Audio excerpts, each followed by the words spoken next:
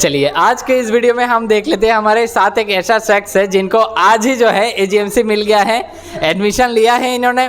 हम पहले से ही बता रहे थे कि एक ऐसा स्टूडेंट है जिनका नाम है अर्णव देवनाथ। इस बार इनको नीट में मिला है 485 और जो मतलब इनका पहले ही से ही हम बता रहे थे कि सिलेक्शन हो जाएगा, लेकिन इनको बिलीव नहीं हो रहा था कि इनका सिलेक्शन इस बार एजीएमसी में हो जाएगा।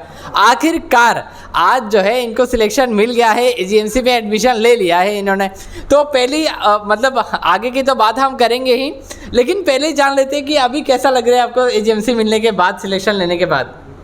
अच्छा ही लग रहा है, मतलब जितना एक्सपेक्ट किया था उतना नहीं, बस जैसे नॉर्मल होता है ऐसे ही लग रहा है। पहले थोड़ा एक्साइटमेंट ज़्यादा था, पर जब स्टेट लिस्ट आया था, जब रैंक 56 आया, तब समझ में आ गया था कि स्टेट मैंने कॉलेज मिल जाएगा, तब ठीक हो गया था सब ऐसे। तो ये एक बंदा ऐसा है जिनको मैं पहले से ही बोलता आता था कि सिलेक्शन हो जाएगा, लेकिन ये दिन रात मुझे लगभग 4 से 5 मैसेज नहीं, कॉल तो करता ही था कि मुझे मिलेगा या नहीं। तो फिर एक बात जान लेते हैं। मैंने पहले भी बोला था कि आप देखे थे मेरे इधर जितने भी सारे लोग क्लासरूम स्टूडेंट या मेरे इधर जो रिवीजन टेस्ट सीरीज या बायोलॉजी स्पेशल टेस्ट सीरीज देते थे, उधर से जितने भी लोगों को सिलेक्शन हुआ था, एक वीडियो में मैंने बोला भी था, हर एक लोगों को कॉलेज मिलने के बाद हर एक को मैं बुला के उसके जानने के बारे में हम जानेंगे कि कैसे इन्हें मतलब कैसे इन्होंने through out the journey, through out the year इन्होंने कैसे सारा कुछ किए थे, कैसे हार्डवर्क दिया था, फिजिक्स केमिस्ट्री बायोलॉजी हर एक के मतलब टॉपिक के ऊपर कितने जान लगाए इन्होंने। तो हर एक चीज़ मतलब इनके बारे में आज जानेंगे। और उसी टॉपर स्टॉक के सीरीज़ के ये पहले एक स्टूडेंट एपिसोड नंबर 1। तो स्टार्ट करते हैं भाई। तो एक एक करके जो डाउट, अगर आप लोगों को कोई भी किसी टॉपिक में या जानने का कोई डाउट हो या कोई भी चीज़, आप इस वीडियो के लास्ट में कमेंट सेक्शन में आके डाल सकते हैं कि कोई डाउट हो, तो ये उसका आंसर देंगे। तो पहले आप बताइए कि इस बार जो है आपका बायोलॉजी, फिजिक्स और केमिस्ट्री में इंडिविजुअल मार्क कैसा था? इंडिविजुअल मार्क्स में बायो में था 311, केमिस्ट्री में थोड़ा घट गया था 107, और फिज़िक्स में तो कम आया, 68 आया था फिज़िक्स में। इस बार का क्वेश्चन का तो लेवल आपको पता ही है कि फिजिक्स में 68 मतलब बहुत ही ज़्यादा, बहुत ही अच्छा चीज़ है। और बायो में इस साल के बायो में 300 एबव स्कोर मतलब बहुत ही ज़्यादा कुछ है। तो ये तो ड्रॉपर है। तो पहले मैं एक चीज़ मैं जानना चाहता हूँ कि पिछले 2 साल आपको किस लिए मतलब ये जो मतलब नीट है ये क्रैक नहीं हो रहा था? पिछले साल तो मुझे मिला था 553, उसमें बायो की वजह से सिलेक्शन नहीं हुआ क्योंकि बायो में 270 आया था। मेरा फिजिक्स केमिस्ट्री ऐसे स्ट्रॉन्ग है, तो बायो अगर 320-30 आता तब सिलेक्शन होता, क्योंकि कट ऑफ तो 600 गया था स्टेट में, तो इस बार तो नहीं हुआ था। तो और पिछले साल मैंने पढ़ाई नहीं किया था, पिछले साल मैं बहुत ही ज़्यादा गेम खेलता था और इसलिए थोड़ा प्रॉब्लम हो गया, क्योंकि पिछले साल मैंने किसी भी बुक एक भी पन्ना नहीं पढ़ा था, क्योंकि पूरा साल ही गेम खेला था, इसलिए थोड़ा दिक्कत नहीं था, मतलब गेम खेलता था उससे। जो एक चीज़ होता है, जो लोग ड्रॉपर होते हैं उन लोगों का होता है कि डिस्ट्रैक्शन हो जाता है बहुत चीज़ों से। तो ये एक चीज़ इन्होंने बताया कि गेम खेलते थे, वो गेम खेलने की वजह से इनका जो है पढ़ाई में मन नहीं था, और उस चीज़ के वजह से पिछले 1 साल जो है पढ़ाई नहीं हुआ था। मतलब पहली बार जब रिपीट कर रहे थे उस टाइम के बात कर रहे थे। और पिछले बार इनको मिला है 553, और उधर बायो में जो है दिक्कत की वजह से, कम स्कोर आने की वजह से, जहाँ पिछले बार जो एग्ज़ाम हुआ था लास्ट कट ऑफ गया था एजेंसी का 600, मतलब उधर आपको बायो में हर एक किसी का 340 330 जैसा स्कोर आ रहा था, उसमें उनका स्कोर 300 से नीचे आया था, 270 आया था। तो बायो में 1 साल में आपने कैसा मतलब क्या किया कि बायो में इतना आपका इंक्रीज हो गया कि इस साल ऐसे क्वेश्चन की वजह से भी आपका स्कोर जो है 300 प्लस आ गया? जैसे कि मैं यहाँ आरटीएस देता था, उसने तो हेल्प किया, क्योंकि मेरे आरटीएस के पहले जो टेस्ट था उसमें मेरा स्कोर था 267, और जो मेरा दोस्त था उसका स्कोर तो 340 के अबव था। तब मुझे समझ में आया कि एनसीईआरटी बायो पढ़ना है, मतलब एनसीईआरटी बायो मैंने मतलब पढ़ा था, मतलब उतना डिटेल नहीं पढ़ा। और इस बार मैंने बहुत अच्छे से एनसीईआरटी बायो पढ़ा था, जैसे कि बोटनी के चैप्टर मुझे दिक्कत थे, मुझे बायो ही सबसे ज़्यादा दिक्कत होता था। और जैसे फ्रॉग्स, ये सब जो अच्छे क्वेश्चंस आए थे इस साल, मैंने हर एक चैप्टर मिनिमम 10 बार तो पढ़ा ही है एनसीईआरटी। और बोटनी के चैप्टर्स तो मैंने लिख के दे सकता हूँ, मैं 10 बार से ऊपर मैंने हर एक लाइन पढ़ा है एनसीईआरटी का। तो उससे बहुत हेल्प हुआ कि जब क्वेश्चन मैंने एनसीईआरटी का मतलब क्वेश्चन में नीट में देखा, तो मुझे हर लाइन एनसीईआरटी लग रहा था और उसमें से आ गया। और एक क्वेश्चन तो तुक्के से हो गया, तो जो फिजियोकेमिकल एस्पेक्ट होता है वो छोड़ दे, तो बाकी सब मुझे ठीक ठाक ही लग रहा था। तो देखिए ये चीज़ मैं हमेशा बोलते आता हूँ कि जो रिविजन टेस्ट सीरीज़ का जो क्वेश्चन होता है, जिसमें अगर आप सबके सब जैसे इस बार 45 टेस्ट सीरीज इसमें डिज़ाइन किया गया है, हर एक टेस्ट सीरीज़ को आप अटेम्प्ट करेंगे अच्छी तरीके से, तो ऐसा कोई लाइन, ऐसा कोई वर्ड नहीं होगा एनसीईआरटी का जो आपको मतलब देखा नहीं है, जाना नहीं है। तो ऐसे कुछ चीज़ें जो है रिविजन टेस्ट सीरीज में रहता है, तो आप ज्वाइन करेंगे तो अच्छा होगा। जैसे अर्नब जी ने ज्वाइन किया था, उनका बायो का जो मार्क है, मैं बोलूँगा ऐसे तो 30-40 मार्क्स इंक्रीज किया है, लेकिन ड्रास्टिकल इंक्रीज हुआ है इसमें इनका बायो में, क्योंकि पिछले साल का 270 और इस साल का 300+, मतलब बहुत डिफरेंस है इसमें। तो और एक चीज़ आप फिजिक्स केमिस्ट्री के बारे में बताइए कि पिछले साल आपने फिजिक्स केमिस्ट्री में कैसे इंप्रूव किया, इस साल कैसा एक्स्ट्रा किया जो पिछले 2 साल में नहीं किया था। पिछले 2 साल में मैंने तो पहले तो मुझे फिज़िक्स में दिक्कत था, तो वो तो मैंने बहुत अच्छे से पढ़ा, क्योंकि मुझे तो लगता था फिज़िक्स कॉन्सेप्ट का है और कॉन्सेप्ट का ही खेल है फिज़िक्स में सब कुछ। और कॉन्सेप्ट तुम्हें जितना अच्छे से आता है, तुम्हें न्यूमेरिकल उतना ईजी लगेगा। तो उसमें तो कोई बात ही नहीं कि तुम्हें कॉन्सेप्ट छोड़ के न्यूमेरिकल जाना चाहिए। तुम्हें पहले कॉन्सेप्ट क्लियर करो टीचर से। मैंने तो ऑनलाइन में किया था, पहले साल तो ऑफलाइन किया था, उससे थोड़ा दिक्कत हुआ। फिर मैंने ऑनलाइन में जो टेलीग्राम में एलएन के लेक्चर्स होते थे, उससे मैंने पूरे लेक्चर्स देखे थे, तो उससे बहुत हेल्प हो गया। और केमिस्ट्री तो मैंने सर के पास करता था। केमिस्ट्री पिछले साल अच्छा हुआ, इस साल थोड़ा सिली मिस्टेक की वजह से नंबर घट गया था। और इस बार का केमिस्ट्री पिछले साल से भी टफ था थोड़ा, इसलिए भी नंबर घटा है। क्योंकि पिछले साल केमिस्ट्री मैंने पूरा केमिस्ट्री पिछले साल इंक्लूडिंग OMR मैंने 30 मिनट में कंप्लीट किया था। इस बार मुझे बहुत टाइम लगा था, 45 मिनट के ऊपर टाइम लग गया था सिर्फ सॉल्व करने में, तो वो दिक्कत दे रहा था। और OMR में भी गलती हो गया था टेंशन से, केमिस्ट्री में ही गलती हुआ, जिससे बहुत दिक्कत हो गया था। तो फिज़िक्स के तो तुम्हें बहुत अच्छे से कॉन्सेप्ट करने चाहिए। उसके बाद HCV एक बुक आती है, जो एक बुक क्या, वो तो सबको ही पता है, मैं फिर भी बोल रहा हूँ, वो तो बहुत पुरानी बुक है। उसके जो ऑब्जेक्टिव 1 और ऑब्जेक्टिव 2 है, वो तो करने ही चाहिए, कि अगर तुमने वो किए तो तुम्हें पता लग जाएंगे कि तुम्हें कॉन्सेप्ट आता है या नहीं आता है। वो they are very good question for this years theoretical type question. These are very good question. And for advanced numerical practice, you can go through any book, DC Pandey or any book. If you like to go for any higher order book, there are BM Sharma for JEE Mains and Advanced. उसके तुम पहले के objective 1 कर सकते हो, advance और multiple option छोड़ के पहले 60-70 क्वेश्चन थे, वो अच्छे क्वेश्चन होते हैं। और उसमें जो इलस्ट्रेशंस वगैरह होते हैं, examples, they are good question, तुम वो देख सकते हो अगर तुम्हें कॉन्सेप्ट आता है तो। अगर तुम्हें कॉन्सेप्ट नहीं आता, तुम BM शर्मा में घुस गए, तुम्हें कुछ नहीं आएगा, मतलब तुम उल्टा फिजिक्स और घट जाएगा। तो तुम्हें पहले कॉन्सेप्ट्स आने चाहिए, उसके बाद थोड़े थोड़े बेसिक न्यूमेरिकल करो। अगर वो अच्छे से आ गए तो DC पांडे के जो नीट के बुक्स आते हैं वो कर लो, उसके बाद तुम एडवांस बुक में शिफ्ट हो जाओ। कुछ बच्चों को मैंने देखा है, थोड़ा फिजिक्स पढ़ते एडवांस के बुक ले लेते, तब उनका फिजिक्स और ख़राब हो जाता है, उन्हें फिजिक्स आता ही नहीं है कुछ। उसके बाद फिर बोलते हैं मुझे फिजिक्स नहीं आता। और फिजिक्स मैंने करते करते देखा है कि फ़िज़िक्स बहुत इजी भी है, क्योंकि उसमें बायो की तरह उतना रटना भी नहीं पड़ता। क्योंकि मेरा तो फिजिक्स ऐसे ही बहुत फेवरेट सब्जेक्ट था। उसमें टोटल चैप्टर्स में फॉर्मूले होते हैं 4-5, उससे ही तुम्हें करना है। अगर तुम्हें कॉन्सेप्ट आते हैं तो तुम कर लोगे, बायो की तरह उतना एफर्ट नहीं डालना पड़ता। देखिए ऐसे में डालना पड़ता है, पर कॉन्सेप्ट अगर एक बार समझ में आ गया तो बस उसके बाद तुम करते रहो। देखिए ऐसा बहुत कम बच्चे मिलते हैं जिन लोगों का फिजिक्स जो है मतलब सबसे अच्छे बताए जाते हैं कि फिजिक्स अच्छे लगते हैं। नॉर्मली जो नीट के बच्चे होते हैं उनका स्पेशली बायो अच्छे लगते हैं, उसके बाद केमिस्ट्री, फिजिक्स बहुत ही मतलब इग्नोर जैसा एक सब्जेक्ट बन जाता है। लेकिन इनके पास जो है फिजिक्स बहुत अच्छे लगते थे, इनको बायो में बहुत कम था। तो आपने फिजिक्स और केमिस्ट्री के बारे में, बुक्स के बारे में भी बता दिया। एक चीज़ और बताएंगे कि बायो में रिविजन टेस्ट सीरीज तो आप देते थे, तो घर पे जाके क्या प्रैक्टिस करते थे या रिवीजन टेस्ट में जो गलतियां होते थे? खास करके ये क्वेश्चन मैं इसलिए पूछ रहा हूँ कि मेरे इधर जो बच्चे रिवीजन टेस्ट सीरीज देते हैं अभी, बहुत सारे लोगों का कम नंबर भी आते हैं। तो कम नंबर मतलब मिलके क्या डिमोटिवेट हो गए, घर पे बैठे जाए, या मतलब और मतलब टेस्ट देने ही ना आए, या घर पे जाके उसको एनालाइज करें? आपका क्या सजेशन रहेगा? अगर तुम टेस्ट दोगे नहीं तो तुम तो ये लिख के ले लो, तुम फिर से अगले साल एग्ज़ाम दोगे। मतलब तुम अगर टेस्ट नहीं दोगे तो इस साल तो एग्ज़ाम दोगे, उसके अगले साल भी एग्ज़ाम दोगे। ये तो एकदम लिख के बात ले लो, क्योंकि सिलेक्शन तो होगा ही नहीं, ये एकदम लिख के बात है। और तुम अगर बायो प्रैक्टिस के मतलब वो NCERT पढ़ के आओ RTS के पहले, RTS दो, तुम्हें पता लग जाएगा कहाँ गलती हुआ है। तुम्हें गलती कहाँ होगा, तुमने लाइन मिस कर दिया है, तुमने ठीक से पढ़ा नहीं है, याद नहीं है, वो घर जाके पढ़ लो, या फिर यहाँ पे दादा से पूछ लो कि कहाँ पे डाउट है, वो पूछ लो।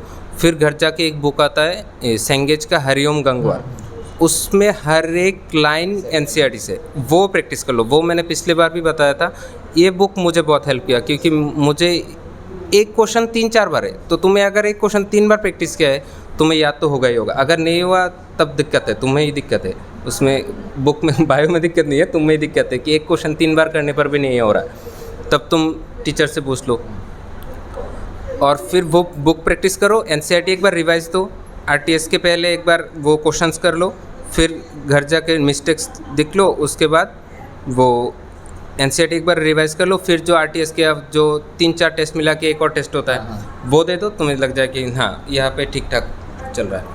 और एक चीज़ मैं बताना चाहता हूँ या मतलब जो भी सारे लोग देख रहे हैं उन लोगों को बोलना चाहता हूँ कि इधर के मार्केट में आप तो मतलब बहुत सारे जगह टेस्ट दिए हैं, उसमें बताया होगा कि बहुत ज़्यादा रिजल्ट नहीं पब्लिश होता है या आंसर की मतलब नहीं दिया जाता है। तो इधर रिविजन टेस्ट सीरीज में कैसा आपका फ़ायदा हुआ, मतलब एनालिसिस में क्या रिजल्ट तुरंत मिल जाता था या आंसर की मिल जाता था या रैंक लिस्ट जाता था ग्रुप में, जैसे कि आप कॉम्पिटिशन में कहाँ पे हैं वो आप जान पाए? रिविजन टेस्ट का ये एक अच्छा चीज़ लगा, मैंने एग्ज़ाम दिया, मैं दादा के पास गया, मेरा आंसर मुझे कितना स्कैन मुझे मिल गया, मैं घर जाता था दोस्त के साथ, घर जाके पहुंचा रैंक लिस्ट आ गया।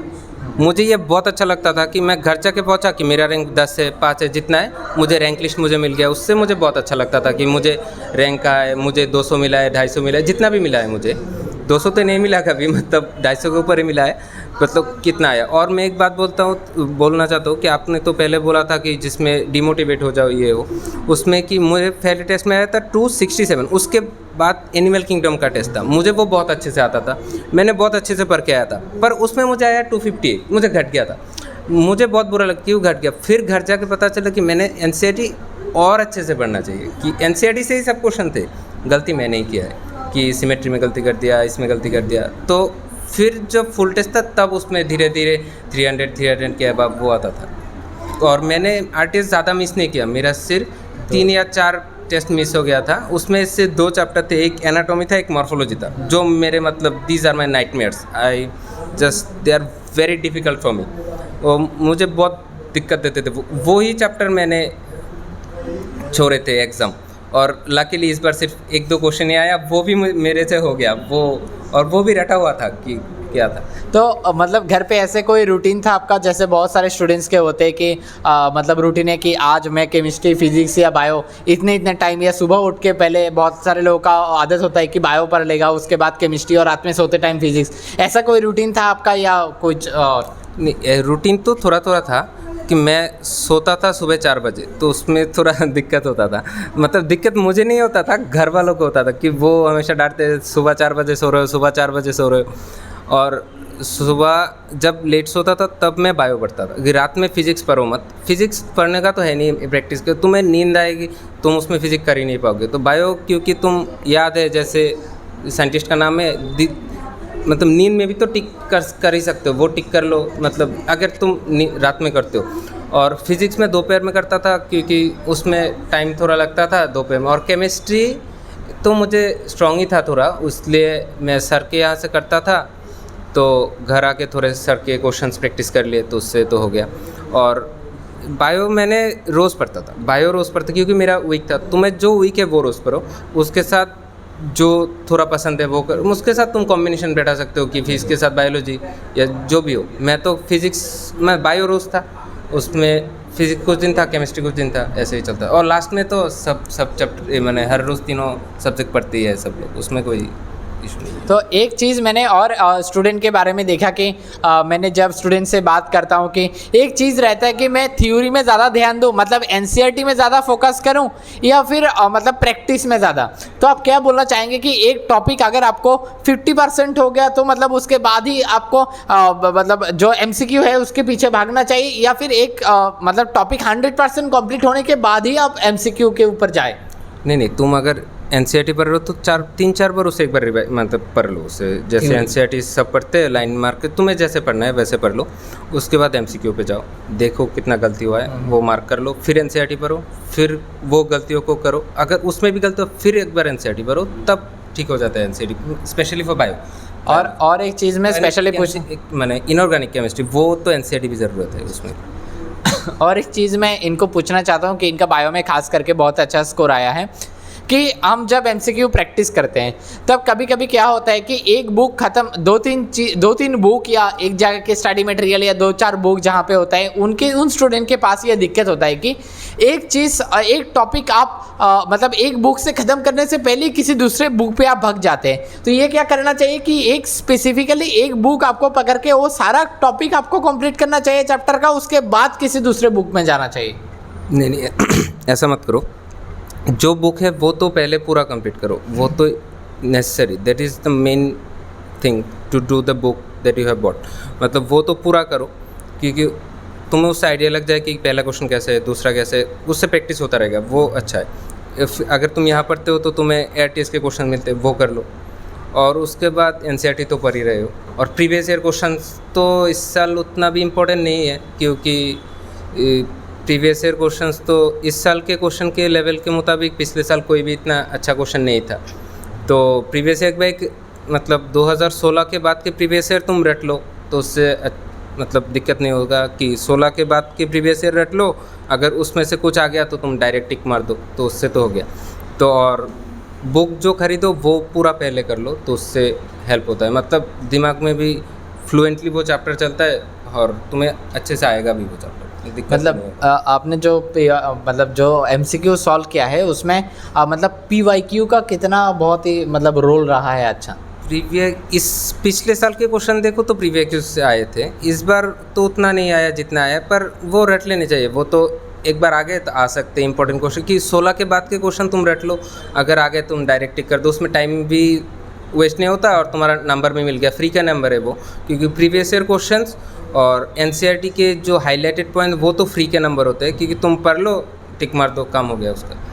और एक चीज़ फिजिक्स के बारे में और एक चीज़ बोलना चाहता हूँ। बहुत सारे लोगों ने मैंने सुना है मतलब बहुत सारे बच्चों से बात करके पता चला है कि वो लोग फार्मूला बुक एक रखा है, फार्मूला बुक बनाया है। क्या फार्मूला बुक ज़रूरी है, सबको बनाना चाहिए या कैसे उसको रिवाइज करें? हाँ, फार्मूला बुक ज़रूर बनाना चाहिए। मैंने खुद हाथ से लिख के मैंने फार्मूला बुक खुद का रिवाइज़ किया। मैंने किसी का छपा नहीं है, मेरा खुद का हाथ से लिखा हुआ है वो पूरा। मतलब एक पेज होता है उसमें मैंने इसे फोल्ड कर लिया तो इस साइड में लिख लिया, इस साइड में लिख लिया, तो वो मेरा खुद का लिखा हुआ होता है। क्योंकि खुद के लिखे होने से तुम्हें रिवाइज भी जल्दी होगा कि, और एक दो बार रिवाइज होने से पेज तुम सिर्फ पलटोगे तुम्हें याद भी हो जाएगा कहाँ कितना है। और तुम हाथ से लिख भी रहे हो तब प्रैक्टिस भी होता है, तुमने ये फार्मूला लिख लिया, ये फार्मूला लिख लिया।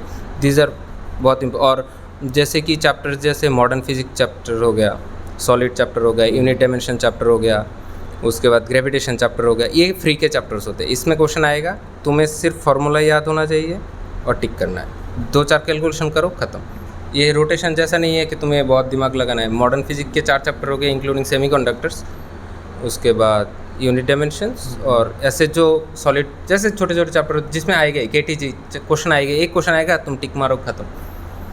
और एक और चीज़ बायोलॉजी के बारे में हम पूछना चाहते हैं कि बहुत सारे लोग बोलते हैं कि या बहुत सारे कोचिंग इंस्टीट्यूट में क्या होता है, इधर पढ़ाया जाता है बियॉन्ड द NCERT के बाहर भी बहुत सारी चीज़ें पढ़ाया जाता है। क्या एक्चुअली बियॉन्ड द, जैसे आपका बायो में इस बार इतना अच्छा स्कोर आया, क्या आपने NCERT के बाहर कोई दूसरे बुक आपने ढूंढा था? नहीं, इस बार सिर्फ NCERT RTS के क्वेश्चंस, हरिओम गंगवार का जो सेंगेज बुक और BSTS के लास्ट के 10 विषय जो होते मैंने वो किए, सब किए थे।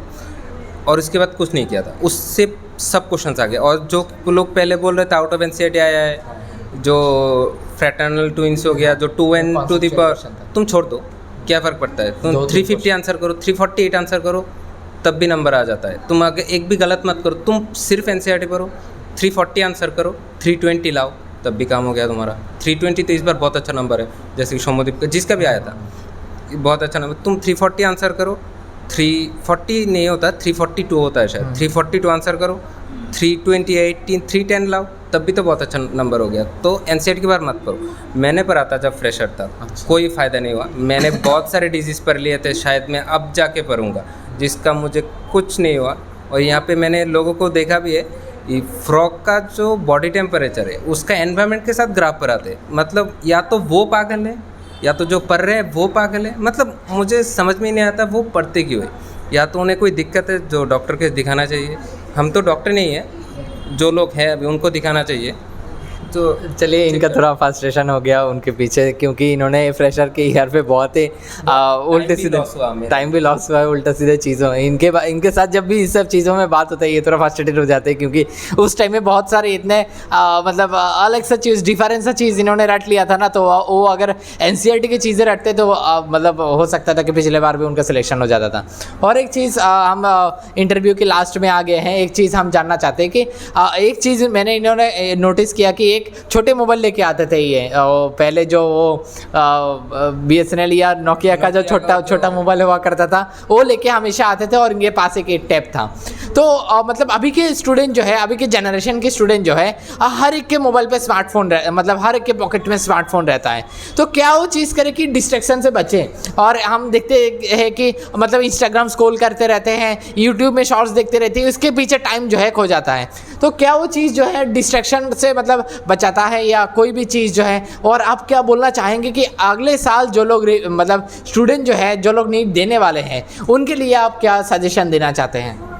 मेरा तो छोटा मोबाइल था और टैब जो था उसमें सिम नहीं था कि मतलब तुम कॉल नहीं कर सकते हो। मेरे दोस्त जो कॉल करते थे छोटे मोबाइल पे कॉल करते थे, उसमें बैटरी चला गया तो चला गया, उसे फिर से चार्ज करो, और वो बैटरी फुल भी जाता था कभी कभी, क्योंकि पुराना हो गया था फुल जाता।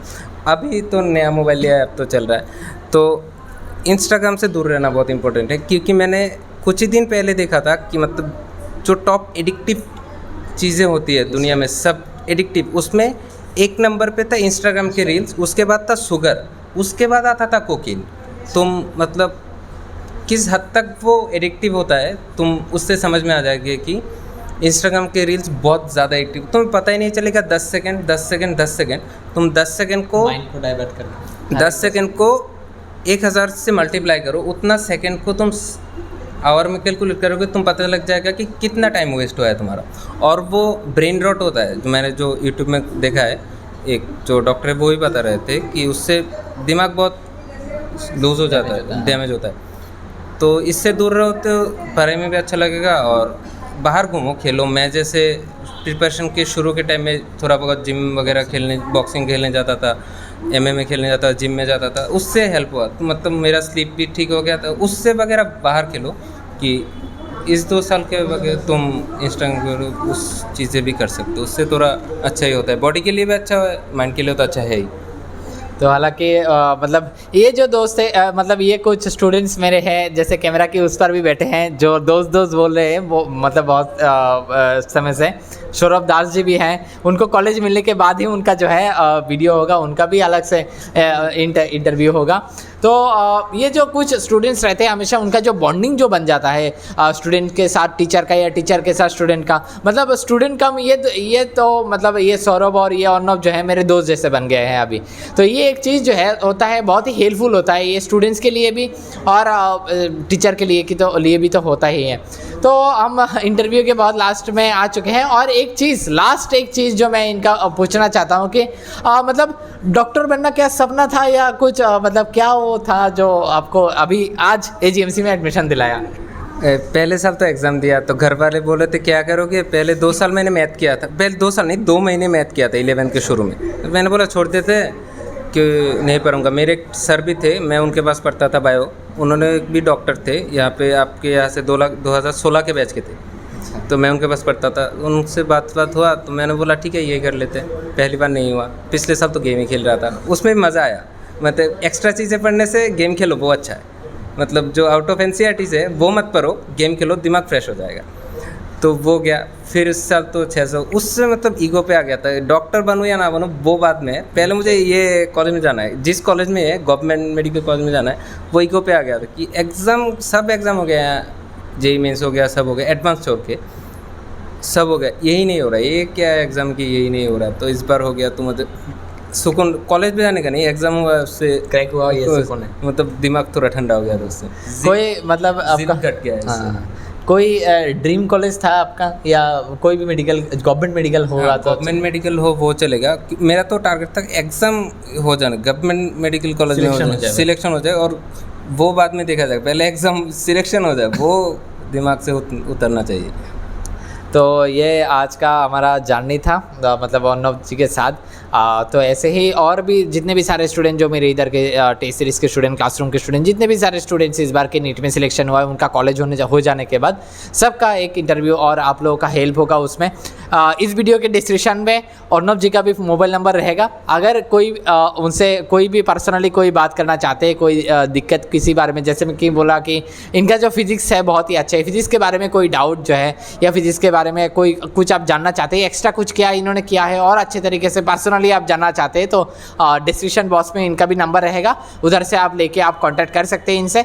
ठीक है, तो और कुछ बोलना चाहेंगे आप? And last but not the least, always listen to your heart and do whatever you like. और ये बहुत अच्छा होता है कि तुम खुद करो, दूसरों के प्रेशर में आके मत करो।